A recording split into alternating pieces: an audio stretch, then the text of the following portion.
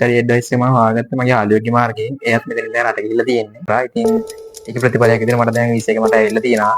මගේ නම ජන්දුනෙත් සර්. මං ආයේ අම්බලන්ගොඩ ඉඳලා මේ ස්ටඩි ඇඩ්වයිස් එක මම හොයාගත්තේ මගේ යාළුවෙක්ගේ මාර්ගයෙන්. එයාත් මෙතන ඉඳලා රට ගිහිල්ලා තියෙන්නේ. මට අය මෙතනට ආවට පස්සේ හම්බෙන්නේ ධනුෂ්ක සර්.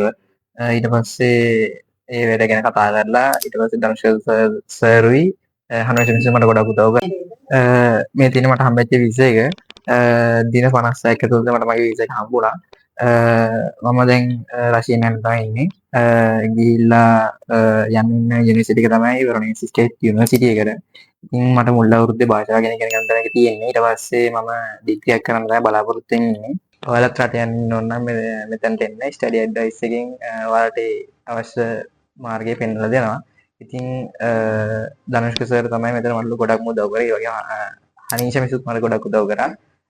ඉතින් ඔයාලත් මෙතනට එන්න. බොහොම ස්තුතියි. Thank you. මගේ නම චම්පා කුමාරි. මගේ ගම අම්බලන්ගොඩ බටපොළ. මගේ දරුවා තමයි මෙතන යන්න ඉන්නේ. මේ ස්ටඩි ඇඩ්වයිස් එක මට හරිම විශ්වාසයි. මගේ සියලු දෙයක්ම සර්වපකාරීව සාර්ථක කරලා දුන්න තැන මගේ හිතට හරි සතුටුයි. කිසිම හොරබරුවක් නැති ස්ථානයක්. සියලු දෙනාට මම කියන්නේ මේ ස්ථානයට ඇවිල්ලා මේ දේ ඉෂ්ට සිද්ධ කරගන්න කියලා දරුවන්